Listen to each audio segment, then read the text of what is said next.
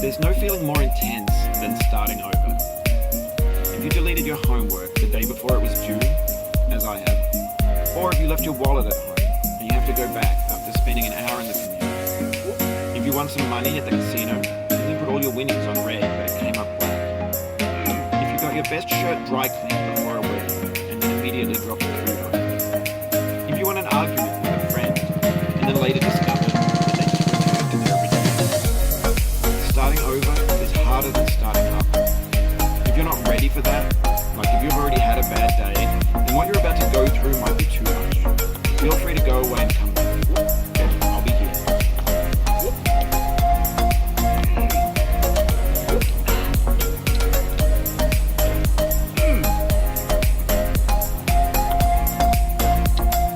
Alright, thanks for coming with me on this trip.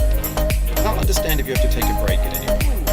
Just find a safe place to stop and quit the game. Don't worry, I'll save your progress, always, even your mistakes.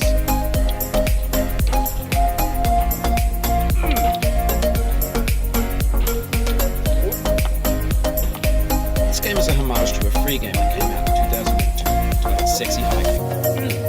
The author of that game was Jazor, a mysterious Czech designer who was known at the time as the father of B games. And B games are rough assemblages of found objects. Designers slap them together very quickly and freely, and they're often too rough and unfriendly to gain much of a following. They're built more for the joy of building them than as polished products.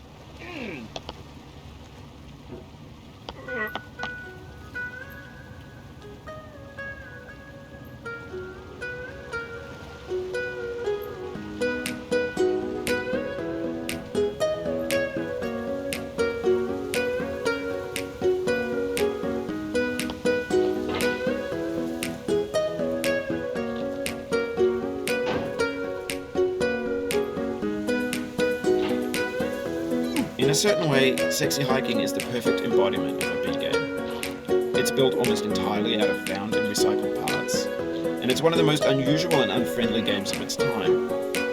In it, your task is simply to drag yourself up a mountain with a hammer.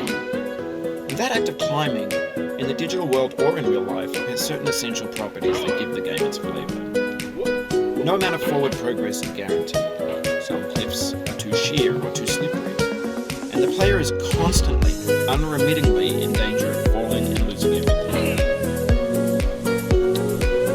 Anyway, when you start Sexy Hiking, you're standing next to this dead tree that blocks the way to the entire rest of the game. It might take you an hour to get over that tree. A lot of people never got past it. You prod and you poke at it, exploring the limits of your reach and your strength, trying to find a way up and over. And there's a sense of truth in that lack of compromise.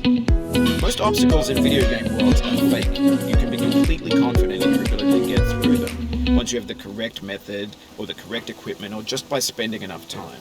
In that sense, every pixelated obstacle in Sexy Hiking is real. The obstacles in Sexy Hiking are unyielding, and that makes the game uniquely frustrating. But I'm not sure Jazoo intended to make a frustrating game. The frustration is just essential to the act of climbing, and it's authentic to the process of building a game about climbing. A funny thing happened to me as I was building this mountain. I'd have an idea for a new obstacle, and I'd build it, test it, and it would usually turn out to be unreasonably hard. But I couldn't bring myself to make it easier. It already felt like my inability to get past the new obstacle was my fault as a player rather than as a builder. Imaginary mountains build themselves from our efforts to climb them, and it's our repeated attempts to reach the summit that turns those mountains into something real. Oh, you just lost a lot of progress.